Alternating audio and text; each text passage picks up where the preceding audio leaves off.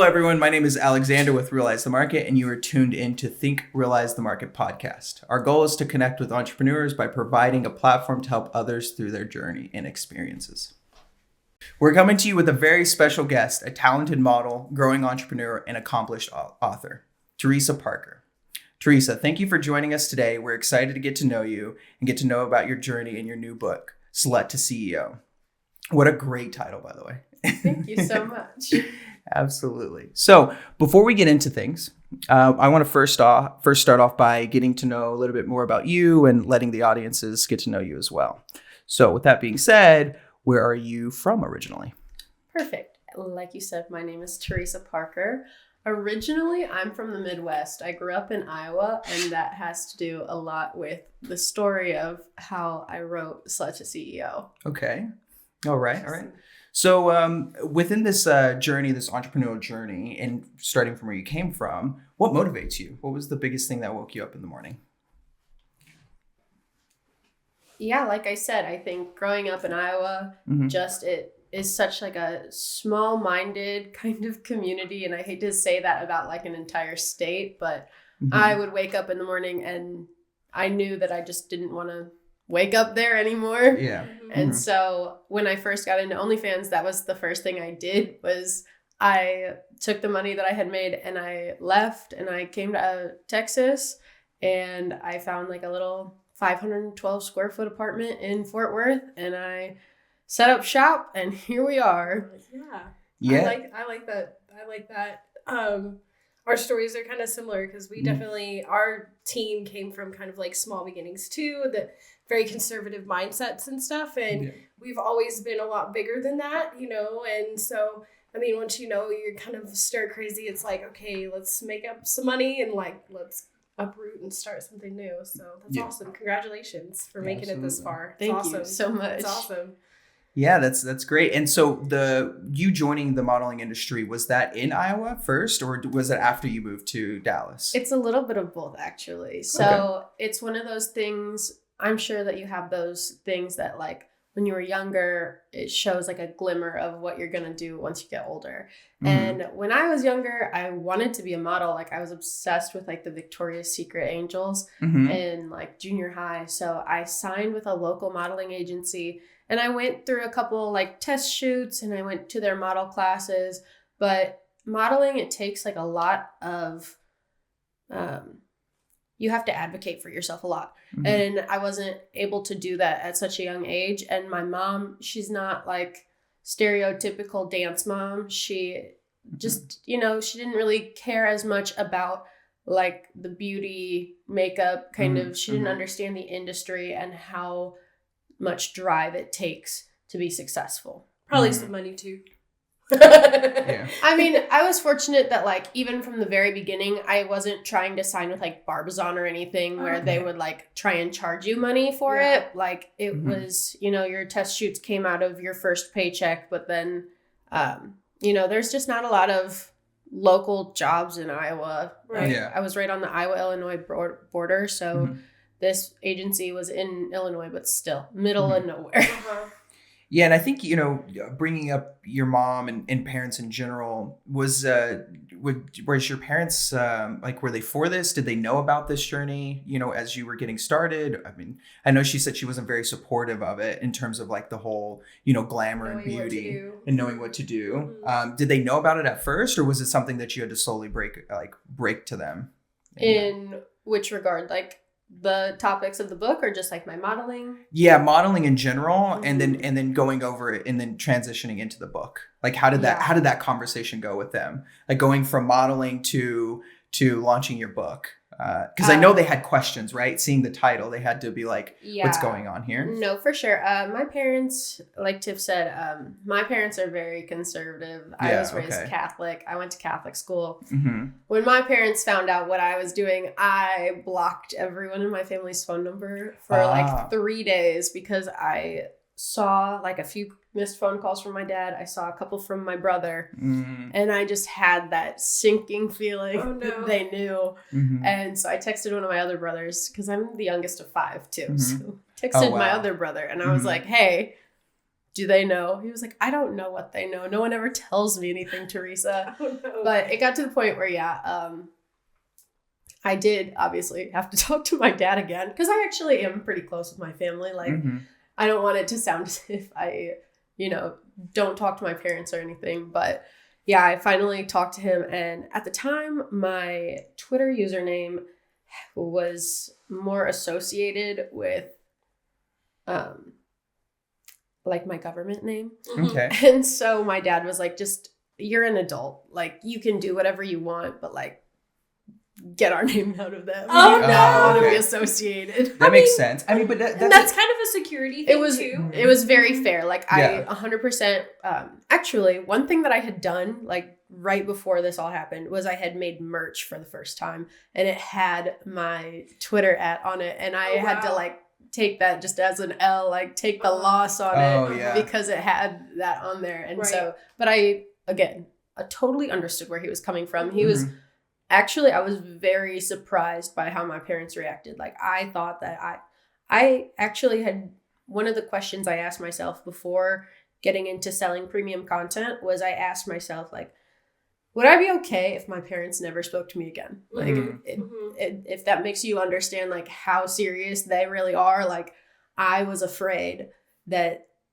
I was going to be, like, completely exiled from my family. And they, fortunately, did not do that. They were just like, you're an adult. Like, we love you, like, more than anything else in the world. Like, even if we don't agree with what you're doing, like, it's a big, I don't know, a showing of their kind of unconditional love Yeah. that I'm very fortunate to have from my parents, because not everyone has that. Yeah. Would you agree that it is a little bit easier than it was probably 10 years ago to kind of, I guess, come out in that sense? I feel like I've seen even friends of mine, family members, I've seen them have, like, a more difficult struggle, like, I would say 10 years ago versus, like, now. I feel like it's a little bit more acceptable, No, I would say that's 100% true. I started selling premium content before the pandemic, and Oh, wow. the pandemic really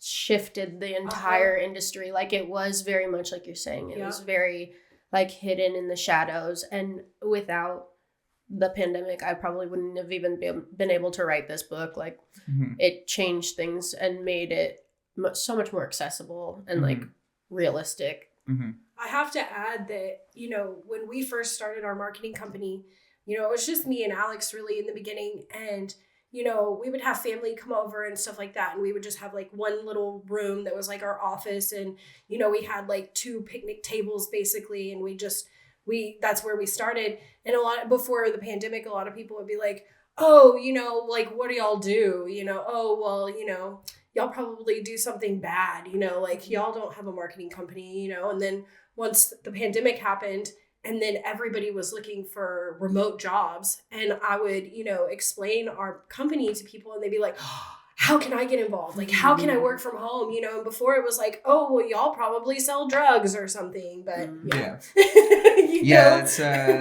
it was hard to kind of understand that before the pandemic. And, the pandemic, as much, bad that it brought to the world, there were some good that came out of it, and a lot of it gave us a chance to kind of go into our comfort space and kind of rehabilitate ourselves and mold ourselves into something new, which I think is really exciting. And one thing that I want to bring out and kind of point out was the thing from your family, and I'm going to kind of go back to that just because I think it's really important about the Twitter handle. And a lot of people that, will listen to this, I think, there are going to be, new models that are going to come into the industry. And I think that's something really big to think about, is that alias, right? Who am I coming into this industry as? Because it doesn't define who you are throughout your entire life, right? Because you will continue to mold. Obviously, your book is directly about that, right? Coming into it as this portion, but then molding into, CEO section. And that's important, right? So having that alias does give you that chance to kind of go in and out, kind of adapt to a scenario. I call it Casanova's chameleon, right? To be able to adapt. And I think that alias allows you to adapt. So that's some good information there. Yeah, no, I totally agree with you. I feel like using an alias, it helps me separate. So one thing that I kind of go into with the book is I talk about how I have struggled to separate myself from that persona. And so having just like a different name, it's like, okay, I'm in this mode. No, I'm in personal mode. I'm in work mode. I love that. Yeah, it's big because if you don't have that, I mean, just changing the name, I mean, it allows you to change the mindset because you're introducing yourself as somebody different, right? And to be able to flip that off or on, you have that introduction to be able to change. And it becomes a brand outside of yourself. So me personally, rather than thinking, like getting in my head and being like, oh, what am I going to do? I'm like, what would Teresa Parker do? Yeah, exactly. Yeah, and it's big. That's big, being able to shift that mindset. And going in and out of the industry, it's pretty important. So I like that. I like you were able to discover that at the very beginning, and the fact that your family helped you discover that is also another thing. And I think that's some good insight, right? Because I feel like almost everybody going into this industry has that same fear. Not almost everybody, but most people have that same fear of like their family finding out, if my family were to find out, right? Some of the things that you went through in your head, I think that happens often. So to be able to kind of, allow that buffer or give that buffer to somebody else's, like your experience is a big win for somebody listening. So that's an interesting observation from a male's point of view. I think it's even more significant from a female's point of view, kind of like that mental stability, kind of keeping the two separate. I think for me would be the biggest part. I mean, I even do it in business. In customer service, I'm almost like an avatar or a punching bag sometimes, and I have to separate the two. Like, this isn't me. This is just kind of like the character that I'm playing right now, Yeah, exactly. Okay, awesome. Well, so next thing, I wanted to know, like, what were the key experiences, like transitioning, to the career that you're in now, and kind of what experiences helped shape that? Yeah.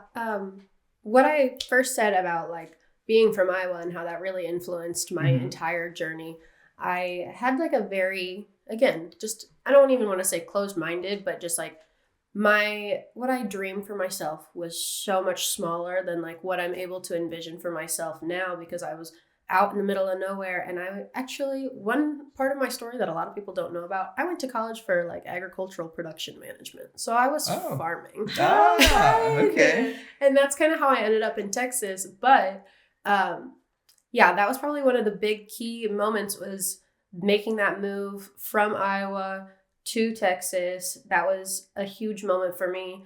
And then also, the beginning of the pandemic, that's really what woke me up to some of the like life decisions that I had been making, and like how it didn't really feel aligned with what I truly wanted to do. And that's when I started reading. I was on like this inner healing journey where I wanted to connect with my inner child. And I used to love to read. And when I was a kid, I always wanted to write a book.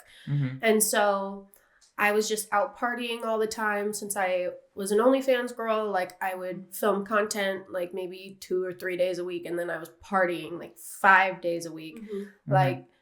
And so I just feel as if that also, I was looking around myself at what I consider to be like my rock bottom, and just being like, who am I surrounding myself with? And so just like you said, a lot of people struggled throughout the pandemic, but it really helped me to just like be alone with my thoughts and like what I really wanted to do moving forward with my life. And then I like started writing the book. I had the idea for it in April of 2020, but it was like a completely different storyline. It was more so comparing like the different parts of the sex work industry to build unity within the community.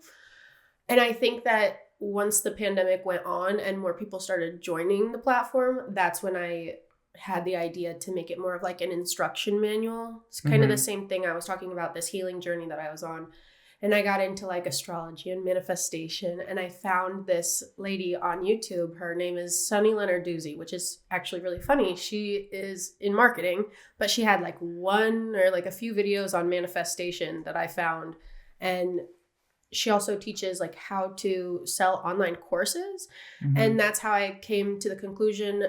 I actually started a YouTube channel first, and she says like, what are the things that you should talk about on your YouTube channel, like to make it SEO friendly? And so she said, like, what do you have a lot of experience with? What do you like to do? And like, what do people ask you questions about?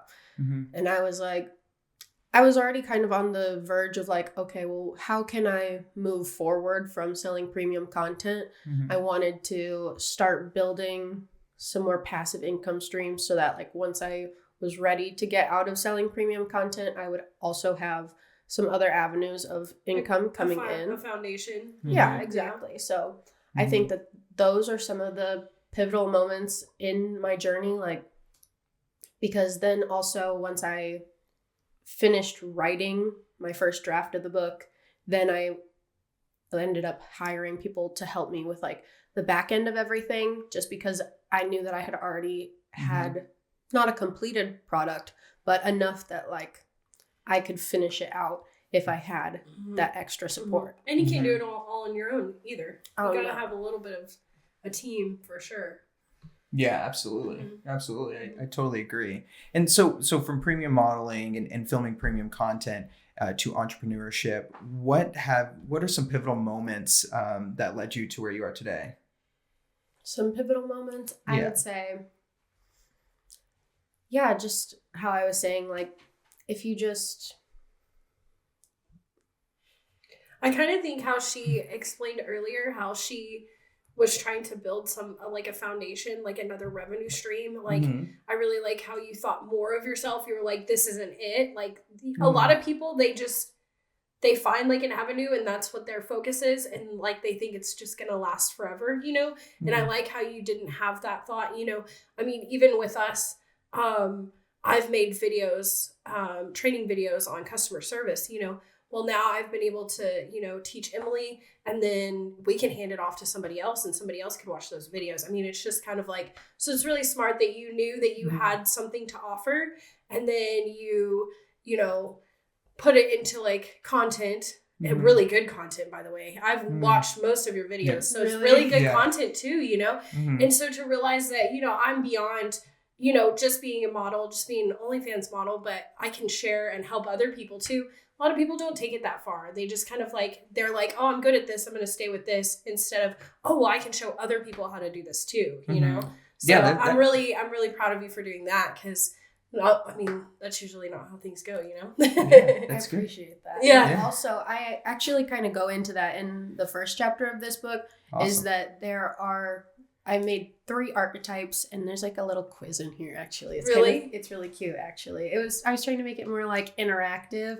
And there's this quiz where it asks you to decide if you are a sexy Sally, which is what I would describe as somebody who like wants to do porn, like that's what they love to do. And there are people out there like that, so like forever. Yes, that's their like, career. People don't realize that, but there are girls that love doing this. And then what I consider myself is the business Betty, which is like look at the logistics and you're like, okay, I can do this for a few years to make a little bit of money and then like move on with my life. And so I knew from the beginning that this was like a ticking time bomb.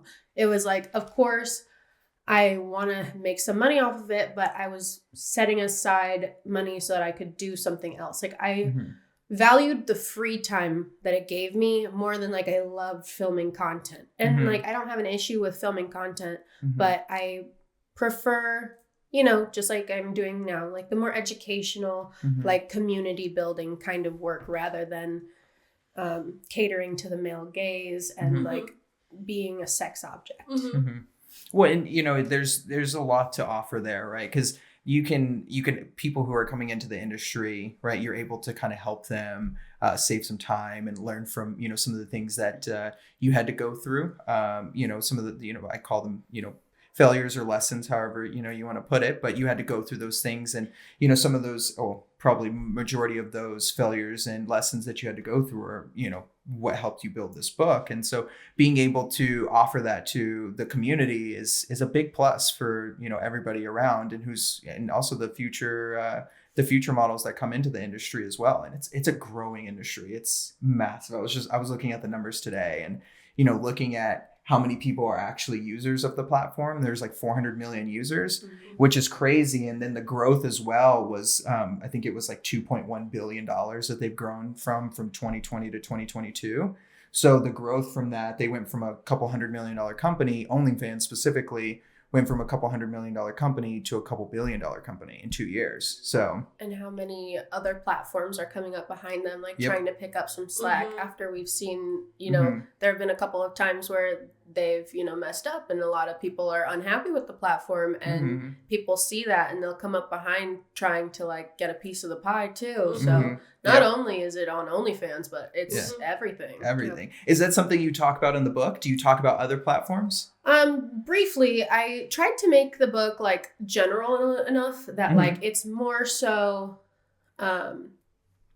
like soft skills. It's not specific like strategies of like, oh, post at this time and do this and do that. It's more so like, okay, it's more about branding. And that's actually something that I focus on a lot. Even now with my YouTube channel, since I'm transitioning out of the premium content space and more into like actual fashion modeling and my authorship and everything, I've been focusing more on personal branding and who your ideal client is and what you want out of the interaction. I know that I was listening to your podcast with Jeremy, and rather than trying to sell to somebody, trying to come to like the conclusion of what they really need, the key to their problem. And that's kind of what I try to focus on more in the book is like personal branding.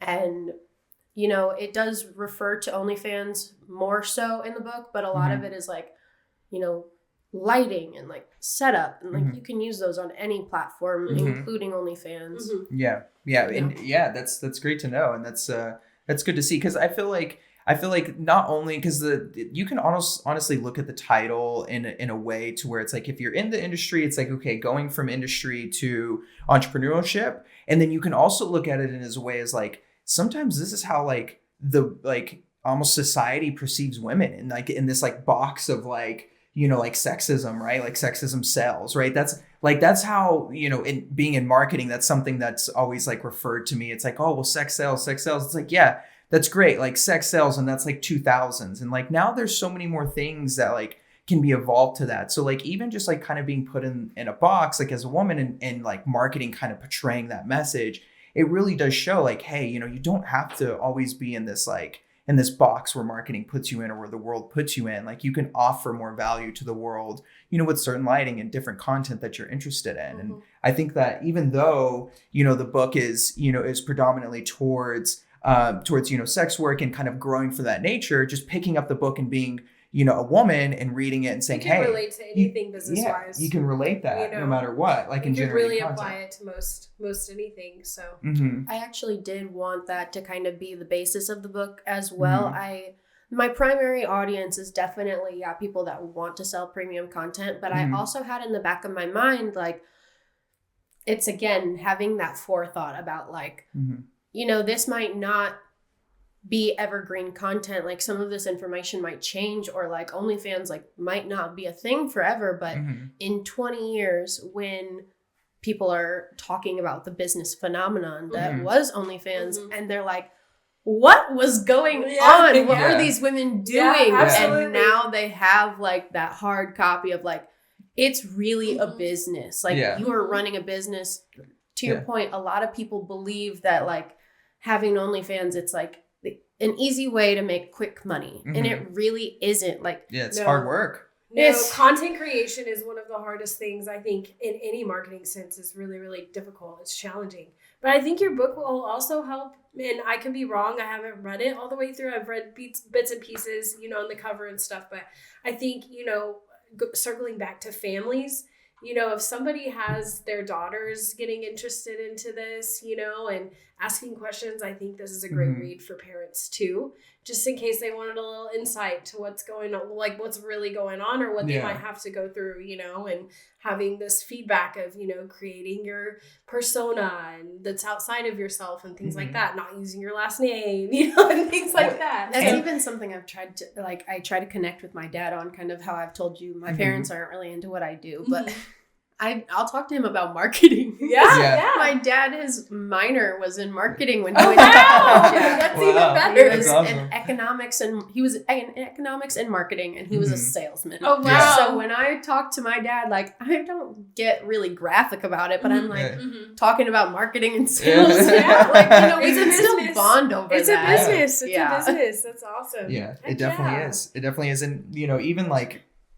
I like the idea of you like bringing it up of like somebody else who's not in the industry, and even somebody who can like look at, you know, premium content and be like, you know, that's too easy, or that's like, they're not working much. And then like picking up the book and reading through and like, oh, wow, these are all the things that they're having to do to be able to, you know, portray and make, you know, make money in this, you know, in this environment. And so I think it's great, because if you're an outsider looking in and you're kind of like, you know, think it's taboo to talk about it, but you want to like get to know more about it, your book kind of offers that for somebody, you know. And I think that's a one-off scenario, but I still think it's a good one, because it is a taboo scenario where people think where they think it's probably not right, or it's easy money. But it's also becoming into the world now where it's like, hey, this is, you know, this is real. It's happening. I mean, this is a multi-billion-dollar industry. And at first it was like, oh, well, you know, you need an agency, you need a website. It's like, no, like you could be your own boss. You can create your own content. You can actually generate money without an agency.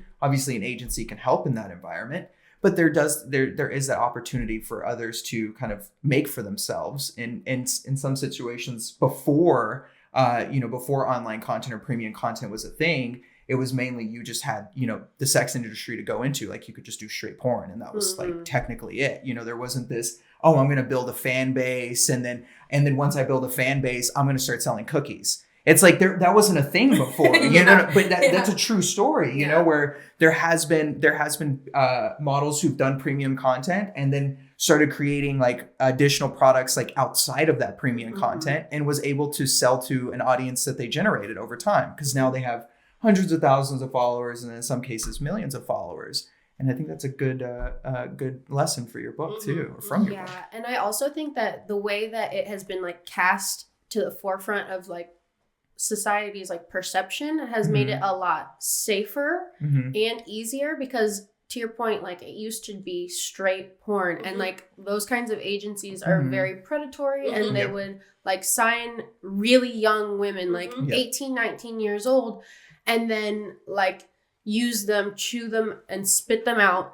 And those girls, like, yeah, some of them were lucky enough to like know how to like manage their money and like leverage their brand and everything. And that was still around, but like it was so much more difficult. And now that we have the opportunity to like be our own boss, it's a lot more safe for people. And that's one of the things that I advocate for a lot, is just like, what you're basically doing is you're selling your consent. Like, that's what people are paying for. And so you can tell people like, yes to this at this price. Whereas when people were, like I said, just going straight into porn, it would be like really young women, and like they wouldn't have that sense of like longevity, or like how much money they would actually need, of what they would actually the contracts. be doing. Exactly. It was so much more dangerous before. And also like them having to be in a studio versus like being at home. I know like when I first started my OnlyFans, I tried to go be a dancer for like 3 nights. And I remember I would like get ready, and it would take me like an hour and a half or whatever.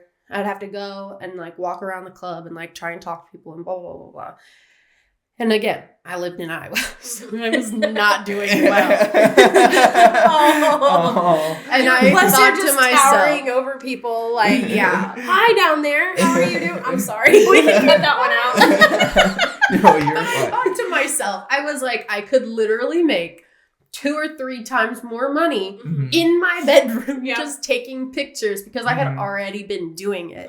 And it's just like safer, easier, like so many things. And just being able to actually talk about it the way that we are now, just like you said, because the industry has grown so much, it like opens up that conversation. Because when we like shove it to like the underbelly of society is when things start to get dangerous for people. Icky stuff starts happening. Because that's one of the problems that like I kind of talk about within the book, is like there are there are bad parts to the industry, you know, like it's not all sunshine and rainbows, but when we talk about it, then we can talk about everything, the good, the bad, and the ugly, rather than just like writing it off as this is a terrible industry. Like everyone in it is the same. Like it's really not like that. There are all kinds of people.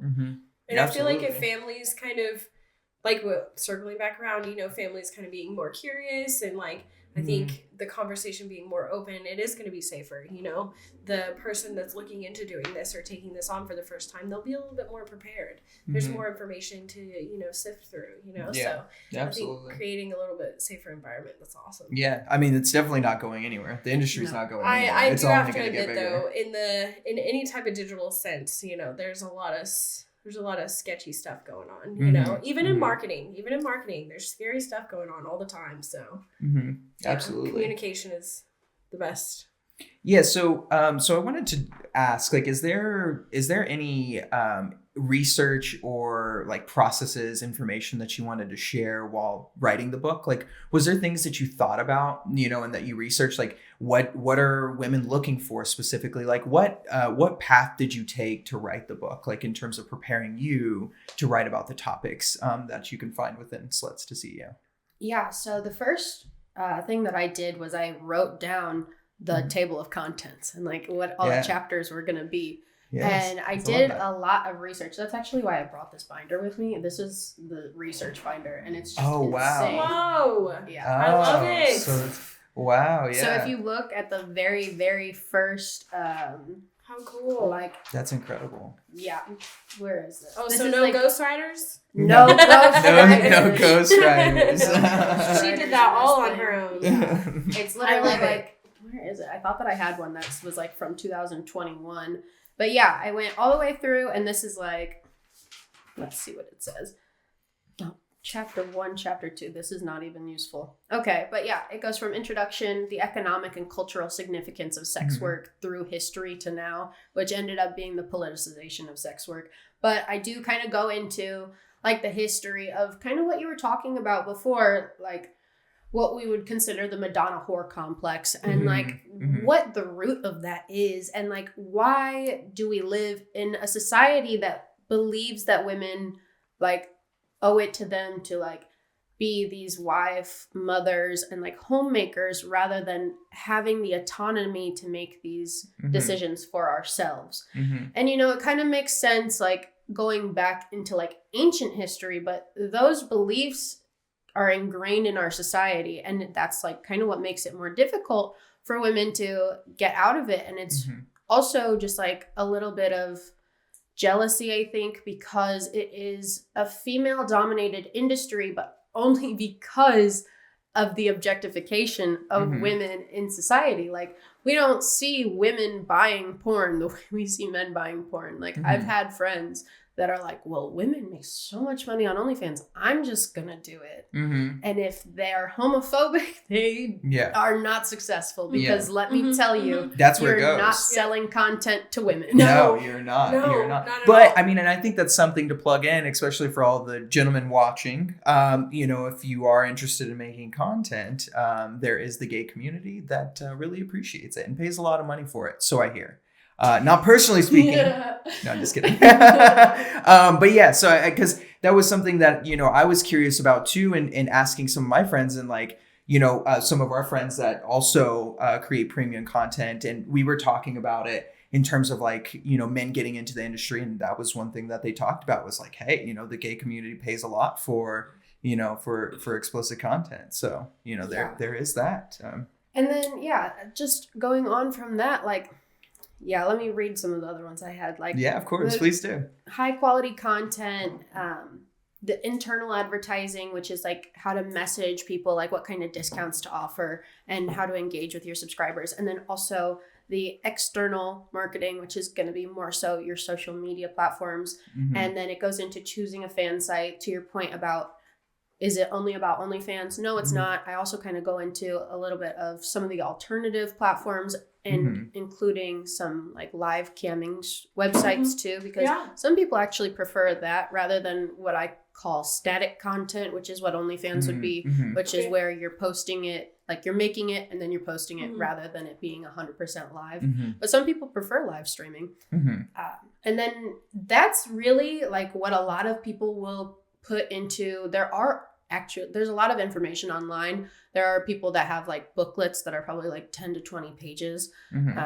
But that was kind of where they stopped. And so it goes into more like making friends in the industry and like collaborating on content, which also includes like dating while you have an OnlyFans. I personally haven't had a boyfriend since 2018. Like this to me, I'm like, it takes up a lot of that emotional energy that you could be putting into a relationship. Even I've talked about it before, like when sex is your job. I don't know if y'all are gonna understand this, like throwback to Friends, and there's the gynecologist that Rachel's trying to hit on, and he's like, this is my job. Like when I come home, I'm not trying to do that anymore. I'm not trying to look at vaginas, okay? Exactly. So it gets to that point where you're kind of like, is this my job or is it for work or for play? And there's, it just gets to be a little bit of a gray area, and you have to be very communicative if you're going to be in a relationship. So I even get into that, and even with your friends, like them knowing and understanding like, hey, like this is my job, and like being open and like not judgmental, because I have had some friendships like end over this because like I don't even understand why. But then it'll be something where they're like, oh yeah, I'm totally cool with it. Like you do you, sister. And then like it'll come out that like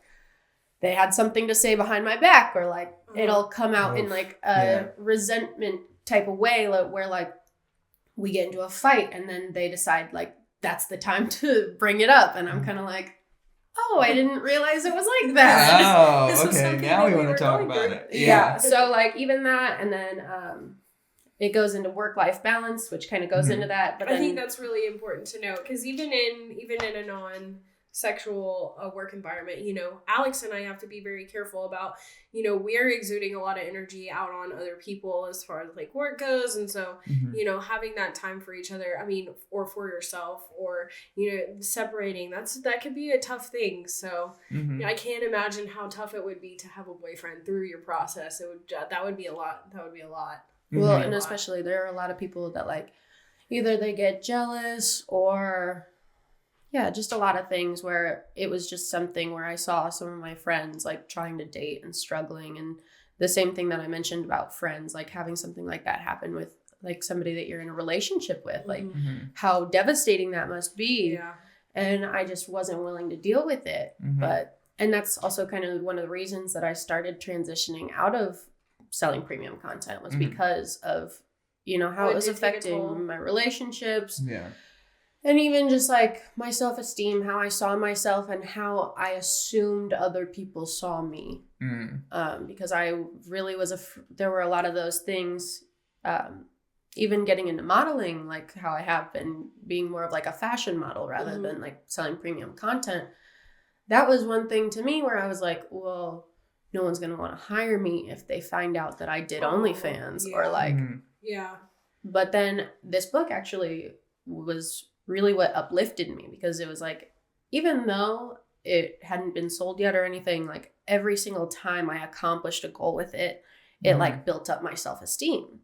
So I didn't get back into modeling until after this book was written. Like it was going into marketing where like I didn't have my hands on the book. It was already written. It had been edited. It had gone through all that. And I sent it off to somebody to help me with like keywords, search engine optimization, like making the cover art and everything. And that's when I got into modeling, like fashion modeling again. And yeah, it's just been kind of a whirlwind. Yeah. And so, just to kind of touch back on the relationship thing, because I think that's really important, especially for people who have been in the industry for a while and haven't, tried to figure it out. And I think or are trying to figure it out and haven't figured it out yet, or people who are coming into the industry and are kind of concerned about that. And I think one of the big things is being open and honest. And you can correct me if I'm wrong, but if you're in a scenario where this is your occupation and you meet somebody new, I feel like that honesty and being open about those conversations from the beginning, and then not being a blind side to that person, in the future, I think is really important. Because, and this is coming from a male perspective, right? If this was to happen, right, from my perspective, how would I perceive that? And for me, like if somebody was open and honest with it and I didn't like it, then that's something that we can talk about then, right? But if you are open and honest about it and we did talk about it, that's something that I can get through, right? Because I want anybody who's watching this, and also you as well, to know that if somebody knows that you do that as an occupation, or know that you do, premium content as an occupation, and they see you differently, that's not a you problem or anything else. That's a them problem. And I think that's really important, right? For everybody to know. It's like if somebody perceives you differently because of how you make money, and put unless you're hurting somebody, right? Or yourself. And they put that in the same category of who you are as a person, right? Because there is that switch, right? In my world in business, there is no emotion. My emotional switch is off, right? And I think that's where, it kind of gets into a gray area, is whenever a woman is talking about this with a significant other, that emotion is brought into the scenario. And that emotion has to be turned off to talk about those things, and to also accept those things. And if that is not accepted, then it's like, hey, this person has other things they need to work on that they're not comfortable with. And, it's just some things that they got to move on from. Well, and I agree to an extent, but also on the other hand, I think that it's fair for that person to be able to verbalize that they're not comfortable with it either. I think it needs to be a conversation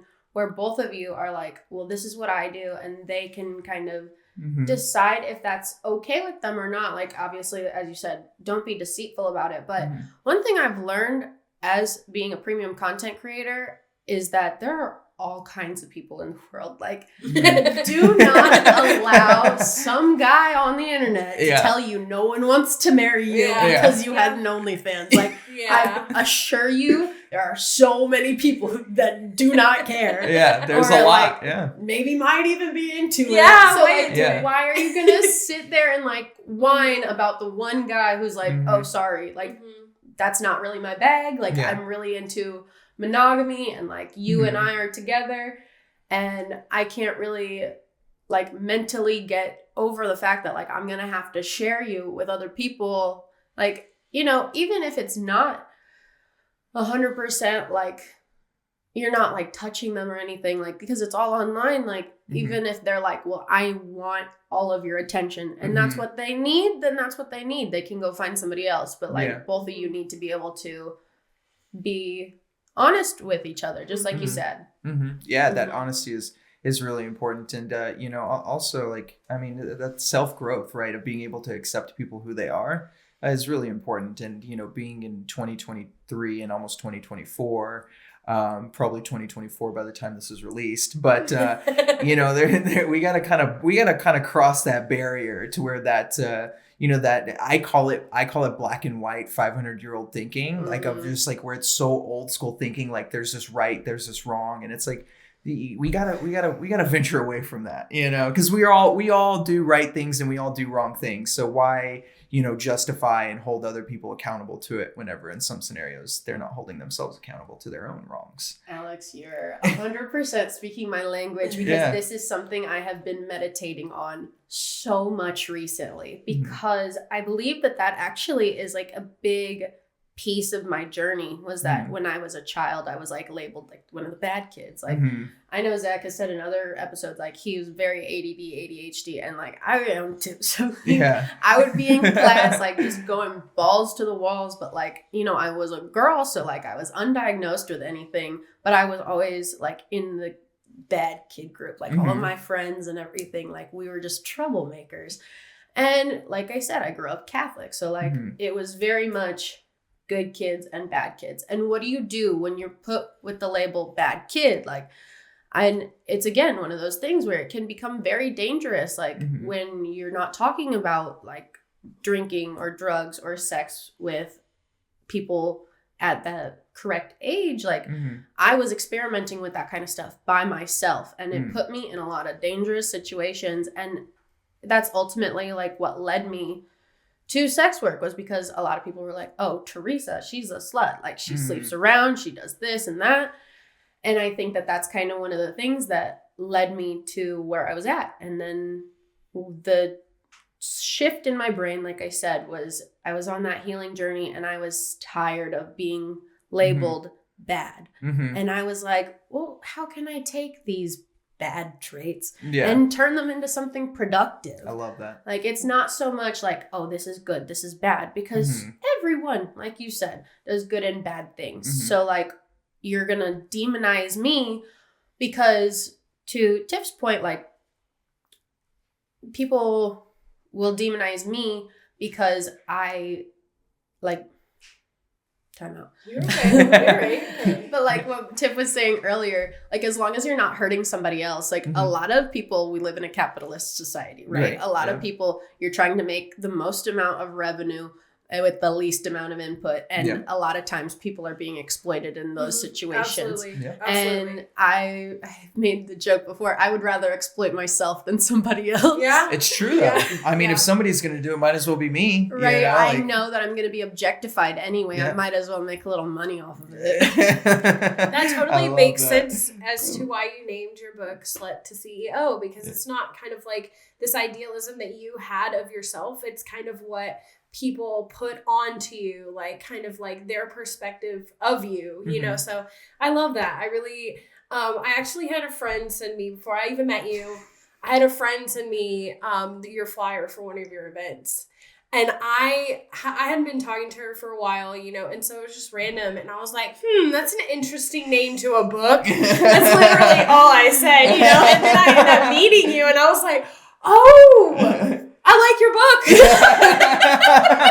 No, I remember you telling me about that, because it was also like so mind-boggling to me, because like, I know you and I had mutual friends, but yeah, you're right. It was the first time we met and you were like, somebody sent me your book. And I was so like, isn't that cool? I know. Yeah. It was like the first time that, like, you know, because my friends had been like, oh, I read your book, and that was cool. I hadn't gotten like that secondary, like, someone sent me your book.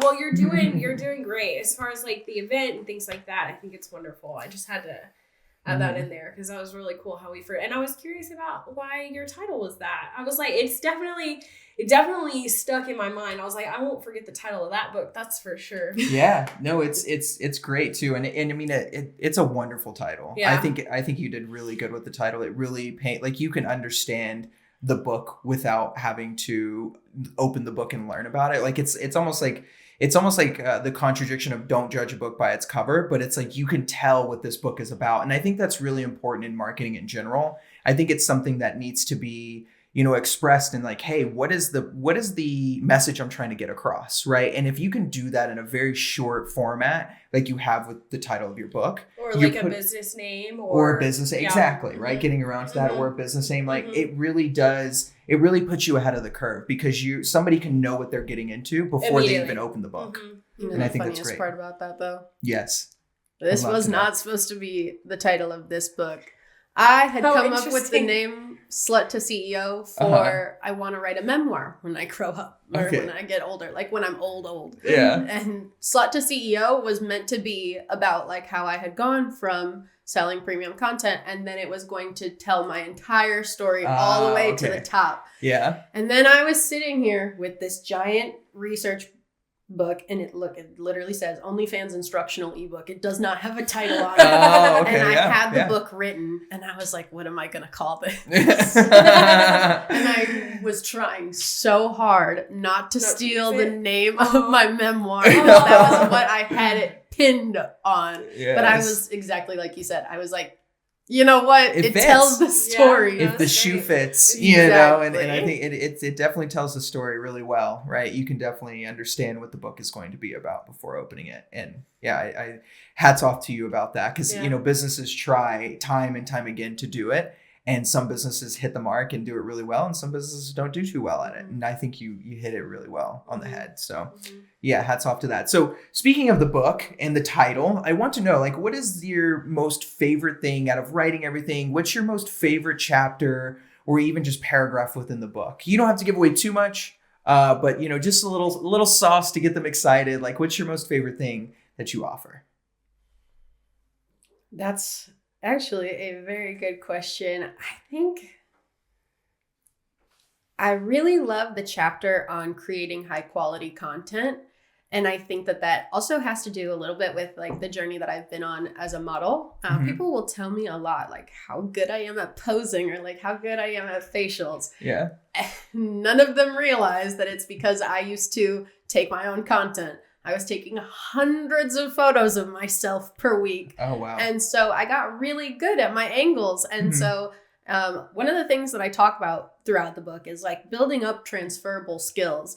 And so I think that that's why I love the high quality content chapter, just like we were talking about earlier, is like, even if you're not selling premium content, if you pick up this book and read that chapter as like a vanilla content creator, you're still going to learn like a lot. And that's even one of the things that I learned selling premium content is you are a content creator, but you're basically running two different businesses because on top of creating premium content, you're also marketing yourself. So you're on social media trying to market something that they don't even want you to talk about. Right. So like you're going through that extra obstacle as well.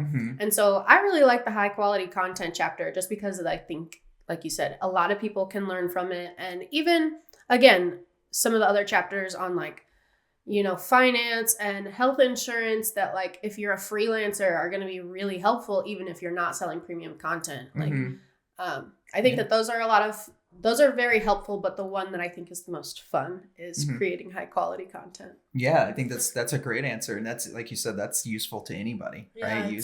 What did you call it? Transferable skills. Yeah, I love that. Yeah, that's good. I like that a lot. I'm going to use that.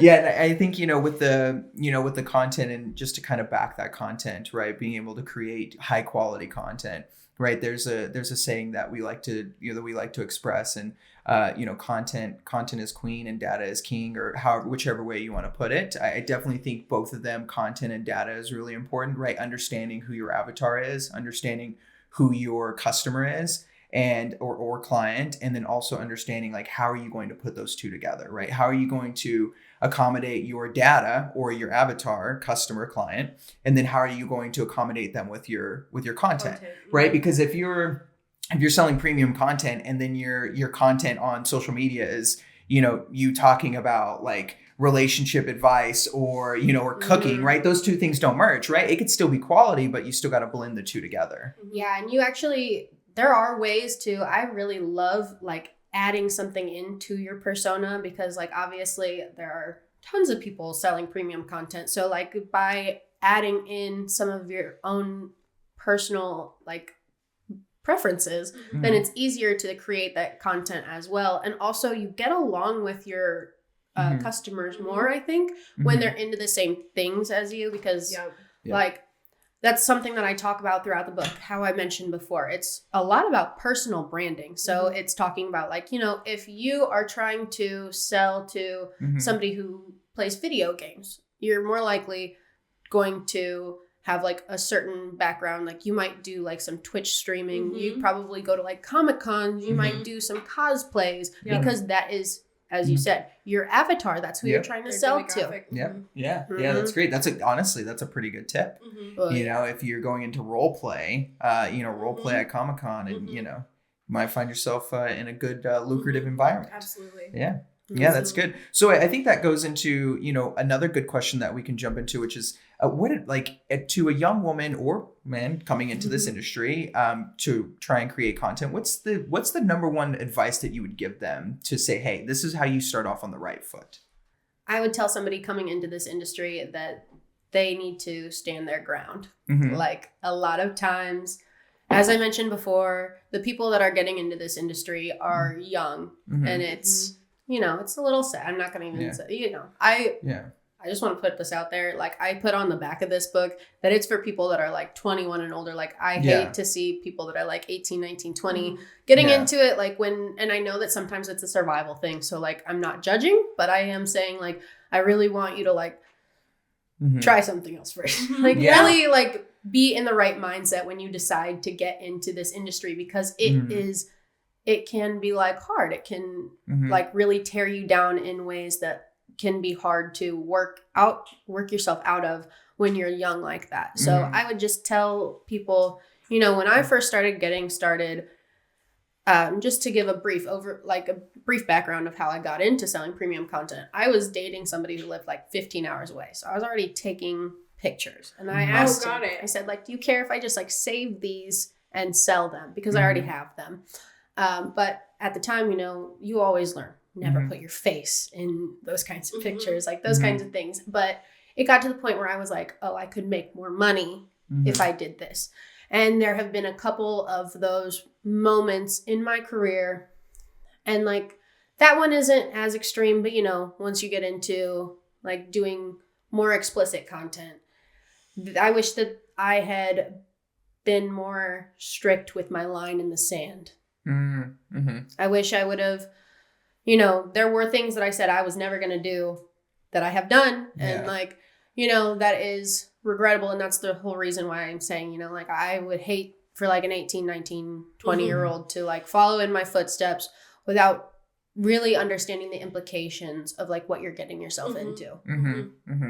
So you know, so basically like if you're, you know, at that age, instead of experimenting into the industry, I mean, what would you, if somebody's like, this is what I really want to do, like I feel like this is what it is, like would you still wait till they're 21 to do that, or would you have like recommend that person to experiment maybe with college or maybe with, you know, a different type of occupation like modeling, or, you know, what type of advice would you give that person to prepare? Because let's say somebody does want to do it, but from 18 to 21, they want to do it. But what advice would you give them to prepare for that until they get to that point of being able to be in adulthood and saying, yes, this is actually what I want to do? Yeah, I do think like, honestly, just the older you are, the more I think that you're safe to like make that decision for yourself. Like, yeah, even between 21 and 25, like you can tell now I'm 25 years old and like I am kind of over the premium content setting. So that was a decision that I made when I was 21 years old. And I thought that I had thought it through. I was like, you know, I thought, do I want to be a teacher? No. Do I want to be a social worker? No. Will I be okay if my parents never speak to me again? Sure. And that was the decision that I made. And I'm not sure that I would have had the same thought process as I got older. And so I would say, yeah, at a younger age, try and explore, you know, the opposite of what I'm saying, like some reverse transferable skills, like try and do some modeling, maybe learn a little bit about photography. And obviously you have your personal life. Maybe look into marketing a little bit too. Exactly. Or social media, content creation. Absolutely. Branding. So the building blocks that help kind of sculpt the image that you want to portray, right? That you want to push out, like sculpt those environments. Because, you know, sculpting that, like let's say for instance, like content creation or marketing or scene setting, right? All of that stuff is needed in the world, right? That those jobs are actually needed. That occupation could be filled. And if you really fall in love with marketing or filming or content creation or content management, that could be a whole nother career that you didn't even think about because you were so stuck on like, oh, well, the world says this could be easy money, so this is what I want to do. Yeah. And like, okay, for an example for everybody, if you look at like Bad Baby, right? Like she was the Catch Me Outside girl. And then she like started rapping. And then, this is again, one of those things where I'm like side eye everyone who was a part of this. But when she turned 18 years old, how much money did like, she make on OnlyFans? But it was because she had already had that persona. Already built up. That was a great example. Yeah, that is good. But, you know, and again, she focused on content, right? And so, you know, as that choice, but you're saying, hey, keep pushing, keep creating content till you're 21, not at 18, even though that's legal. I mean, there's still people who are in high school that are 18. So let's be real with ourselves. That's kind of a little pushing the boundaries. Yeah. And it kind of sets that stigma. You know, we're trying to break the stigma of like kind of, you know, that fetish for younger actors and actresses. And so, yeah, I think that's a good thing to put out there. It's saying, hey, you know, we're kind of painting these pictures. So together, if we're wanting to end this stigma, we have to do it together. Yeah. And even that's one thing that I talk about briefly in the book. Like I bring it up a couple of times, things like having children, like, and just overcoming that. Like there are certain things that I mentioned before, like things being taboo and shoved under the rug so that they're not as well monitored, where there are situations like that. Like, for example, there are videos on like mainstream porn sites like Pornhub or something where it can slip through the cracks, you know, like there can be child porn on there. And like, that's kind of one of the reasons where I'm like, the good thing about like having this paywall and having a platform that like forces you to put in your ID is that, and like buying from consenting adults is that we can kind of like hopefully get rid of some more of that stuff. And even like I've been on Twitter before where like, you know, somebody will say like, oh, I'm underage and I'm selling content. And if I'm in a group chat, someone will send it in there and we will all report the page. Like it's not only like protect the youth. Yeah. Even from themselves. Well, and people really do think that it's like this malicious industry. And I think sometimes it can be like I was talking about, like the agencies that are like all money hungry, then that might be something that they're doing. But when it's individuals that are really just trying to like pay their rent or whatever, they really are usually more mindful of things like that. And, you know, there's things like, you know, hairdressers know what to look for when a child is being trafficked or something. But like, what if we introduced those things in the sex work industry where instead of thinking that those monsters are probably a part of it, we can like help the situation. Is that the next book idea? And I think that's it. So thank you for extrapolating on that. I think it's very important. It's a very touchy subject. So I do appreciate you kind of touching on that because it is really important. It's kind of a gray area of conversation, but it is still something that needs to be spoken about because it is a problem that is a growing issue. Yeah, and I think we can eradicate that over, the course of the growth of this industry. If it's going to keep growing to multiple billions of dollars like it is, I think there should be some... Having more safety would be... Yeah, having safety more should be a big thing. conversations would make it safer. Yeah, and that's one thing. Some of the information that I pulled research from is from other countries where it is legal. So we don't have a lot of information on sex work because it's illegal. Right. But I pulled some research from places like New Zealand or like India's not the best example because they have their own cultural context. But places where it has either been like legalized or decriminalized in a way that is safer. A lot of places, what they'll do is if you are a sex worker, you can get fined. You can be put in jail. The person who's buying it gets nothing.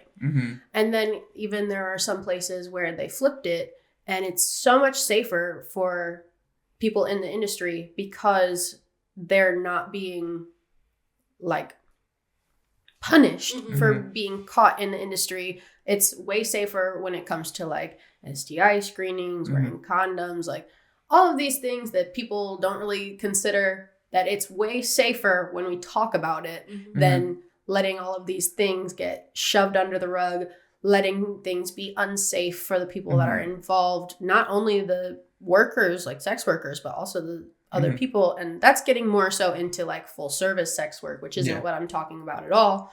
But I think that there's a certain amount of like understanding the whole industry and like acceptance and unity between women who just to like keep everyone safe. Yeah, absolutely. I totally agree. And, as Tiff said, is that the next book idea? And it may or may not be. I don't want to, jump too quick to the gun, but I do want to ask, right, with the author accomplishment underneath you and as a title now, what do you see next for yourself? Like, what do you see going from here? From author, are you going to write another book? Are you going to, get into more, marketing for other people? What's your future look like? So the main thing that I'm focused on right now, I'm finishing up my bachelor's degree. Okay. And so I don't think that I'm going to have the time to put out another book until that's done. So it might be a few more years before you see another book out from me.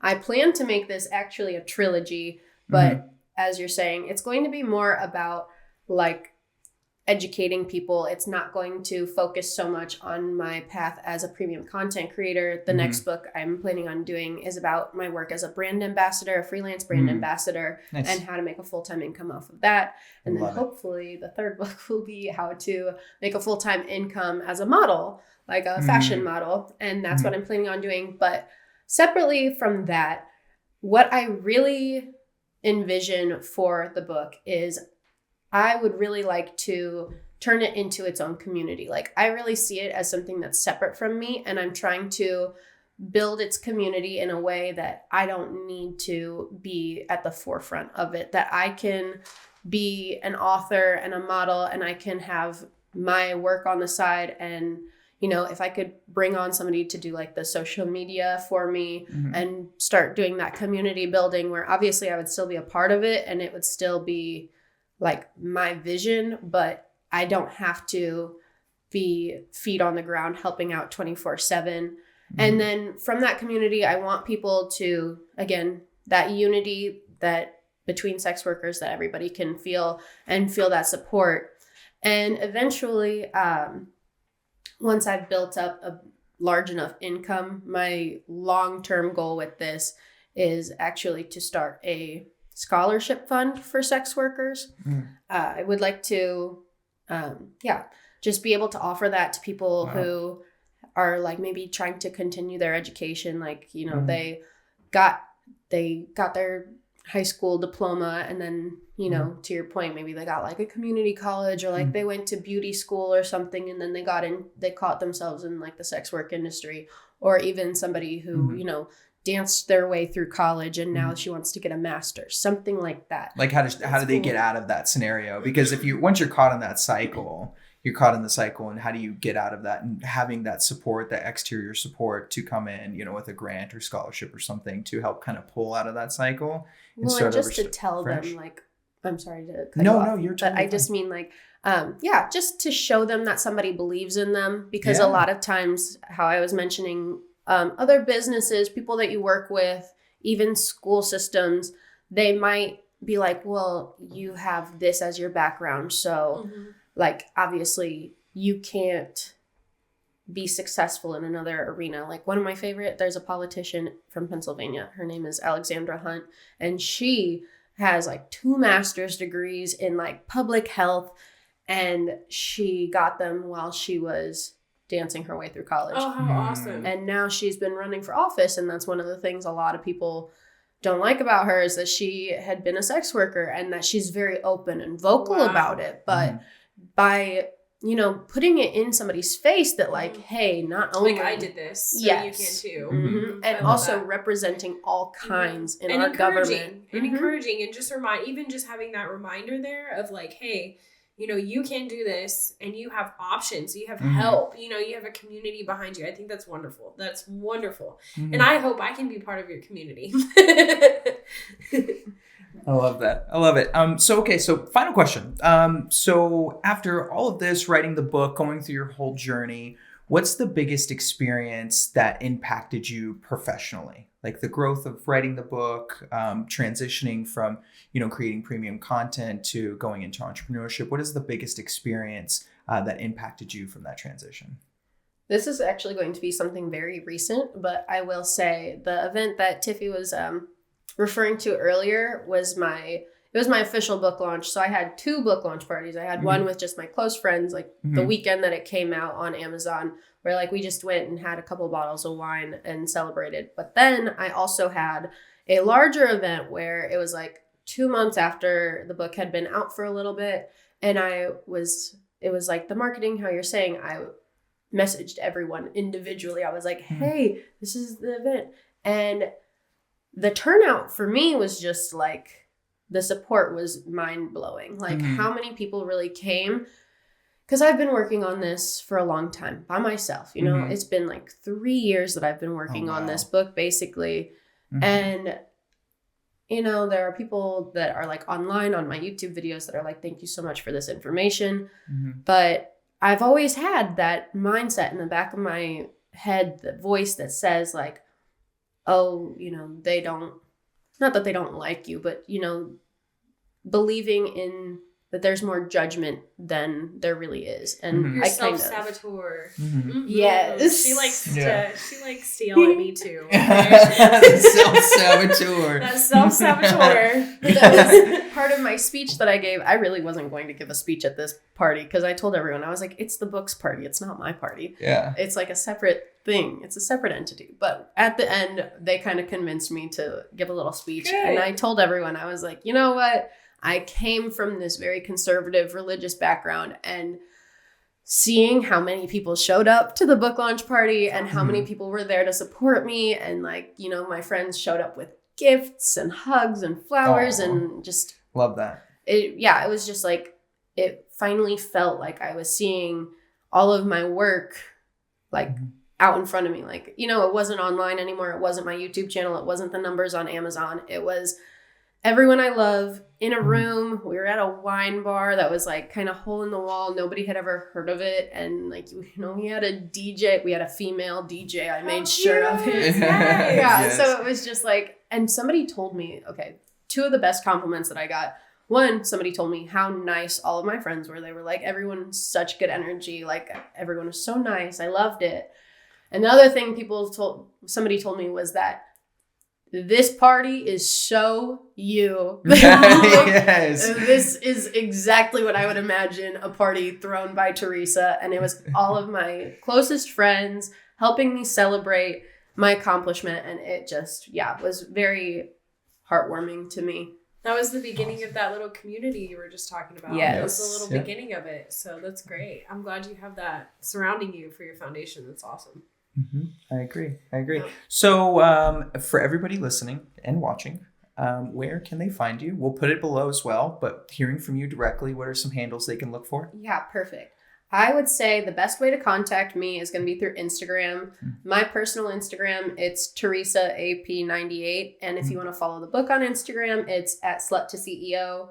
I use Teresa AP98 for my tags on everything. Okay. And you're going to find the link to the book in my bio on either one of those pages. Okay. And where can they buy the book? It's on Amazon. We didn't really get into that, but I self-published using Amazon KDP. So if you want to check it out, it is on Amazon. And I'll hand you the link after we get off. Okay, cool. Perfect. So the link will be below. So if you want to buy the book, you can check out the link below and buy the book. All right. So Teresa Parker, everybody, thank you so much for joining us. We really do appreciate it. And we had a wonderful time having you here. So yeah, thanks again for all your insight. Thank you so much for having me. Thank you, guys. It was a great time. Absolutely. Thank you. Until next time.